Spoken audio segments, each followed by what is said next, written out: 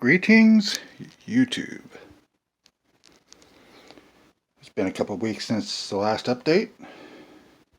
As you can see, I still have the basic outline of what I intend to do,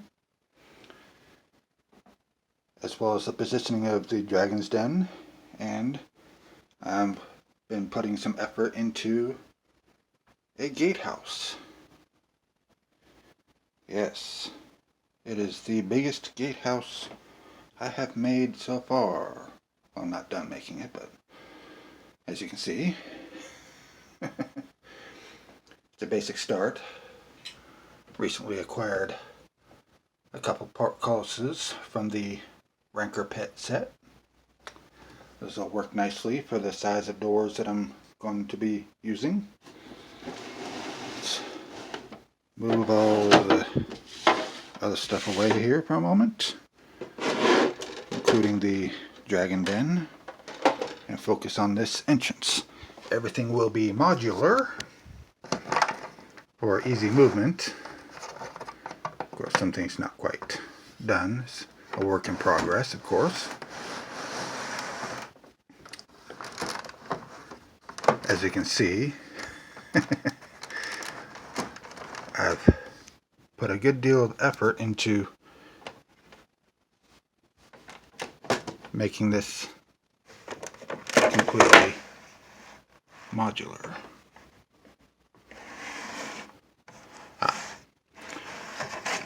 So as you can see, there's going to be several levels to the gatehouse. 4 upper levels and lower level, basically.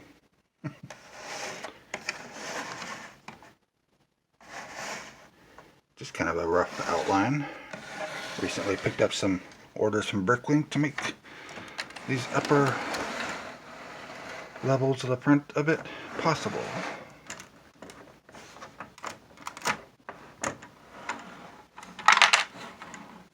Oops. Anyways, this took a little bit of thinking to do, especially considering how it's hooked up to this. It's not a fully done deal on the design yet, but it's a general idea. I may adjust it as I go along for the wall design. But it shows promise. That is the main point.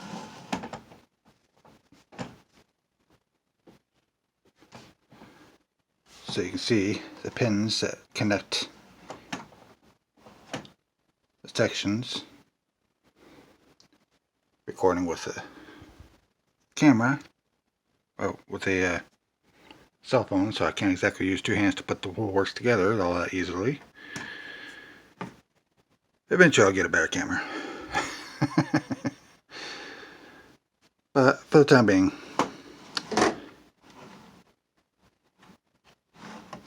this is how we're going to work. I'm surprised I even got the 2 sections off of it.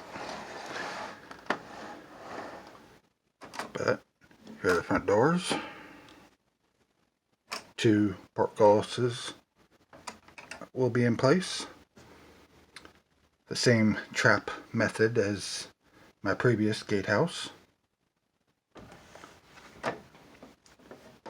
A longer, wider.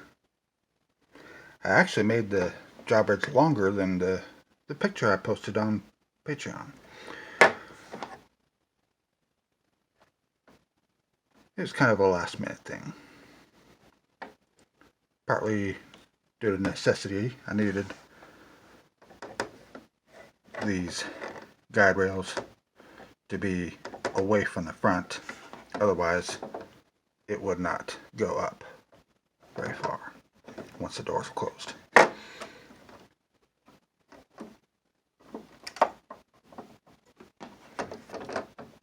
See, it goes all the way up. Before, it would only go about that far. So I had to move those out away from the doors just a little bit. Or push the doors in, and that would push the back of the gatehouse further back than I wanted. And of course you can see the headquarters is still in basic relative position to the gatehouse, only on the other side of it. Now here's the inside. You can see we have a rather long stone block to hold the inner door shut. Because this gatehouse is a combined effort from the dwarves and the Vikings. So it's going to be a lot of stone and a lot of metal. There's not many bricks with that rusted metal look on them. So for some of that stuff I have to use black for the metal. Of course this will be like a dark, almost black stone for the ground. This would be the lower entrance towards the dwarven keep. You see a little area under there which is made for storage.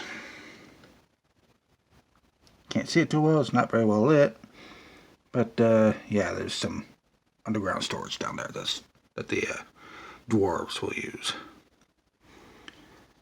But you can see the approximate width of the inner wall.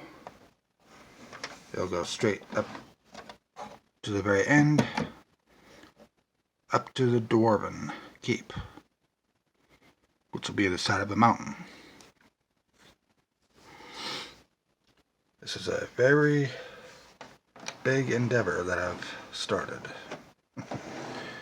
I still gotta make a lot more bricklink orders in order to fully complete this build. And that's just for the gatehouse. Need a lot more black. Might need some brown for parts that I'm working on. But anyways, this is pretty much it for the update. It's taken me a couple weeks to do this. Would have taken me only 1 week, except for I've been rather busy with work. But such as it is, it's coming along rather nicely.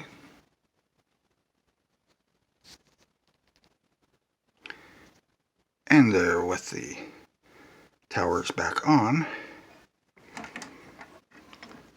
let's close these doors up.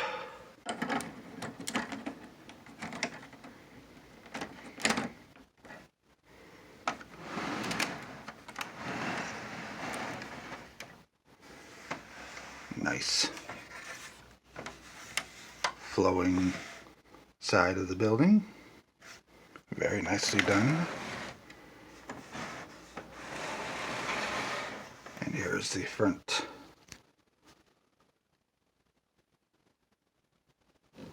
So far so good.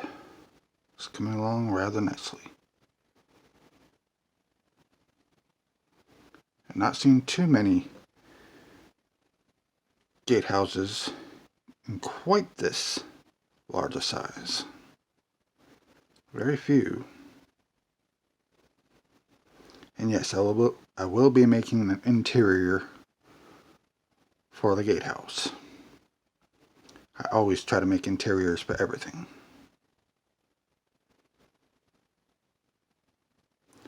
What's the point of just making it an outside model without it being a functioning model?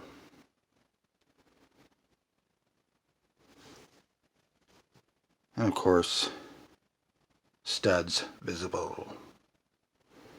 I'm not too big on that whole hiding the studs bit. My motto is, do not fear the stud. It is Legos. Let the Legos be seen. Anyways, that is all for this update.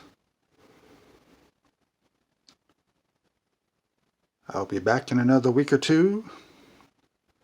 It's still a very busy work life for me. So until then, keep on watching.